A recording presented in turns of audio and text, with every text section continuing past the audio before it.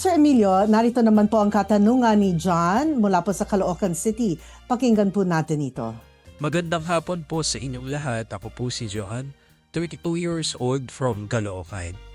Sa ngayon po ay nag-aayos po ako ng birth cert ko for legitimation sana dahil naka-apelyido po ako sa nanay ko.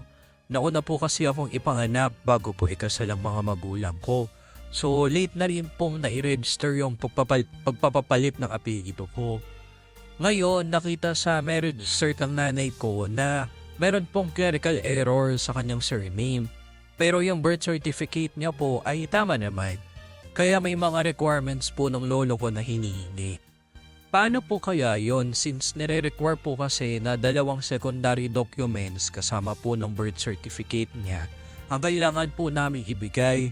Kaso hindi na po namin mahanap dahil 35 years ago na pong patay ang lolo ko. Uubra po ba na death cert at barangay clearance na lang po ng lolo ko ang ibibigay namin? May mas mabilis po bang paraan para maayos po yon? Maraming salamat po. Okay, Sir Emilio, Okay. anong sagot natin ito? Oh, yan ako, mamahirap, 35 years na namatay. Paano po kaya yun? Yes po. Ang legitimation po, tama po siya, no, kung wala pong impediment dun sa kasal ng magulang or previous marriage either dun sa parents po niya, maaari po siyang gamitin yung legitimation by subsequent marriage para magamit po niya yung last name ng kanyang tatay.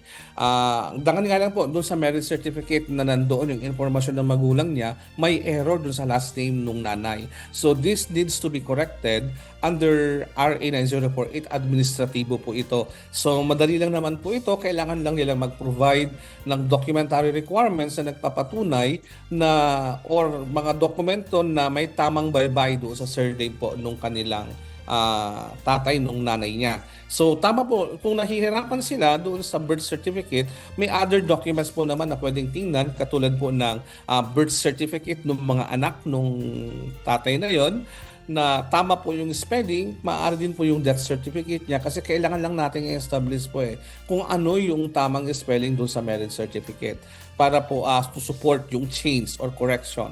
Now po, pag natapos yung correction ng last name doon sa marriage certificate ng kanyang nanay, then magpo-proceed po sila doon sa legitimation. So yung legitimation po, just ensure na yung nanay or tatay ay walang ibang pinakasalan bago siya ma-conceive.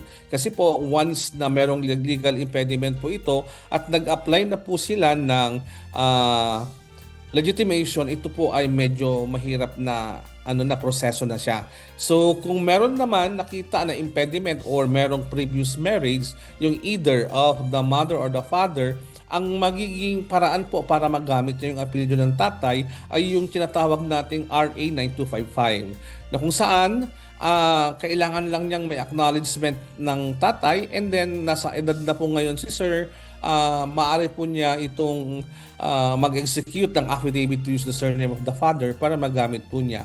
Kaso nga lang po, sa prosesong ito, ang bata po ay mananatiling non-marital child or illegitimate po siya. Hindi na-erase yung kanyang status from non-marital to marital. So the best pa rin po yung legitimation by subsequent marriage for as long as ito po ay ma-establish nila na wala talagang previous marriage yung magulang bago ma-conceive si Sir John.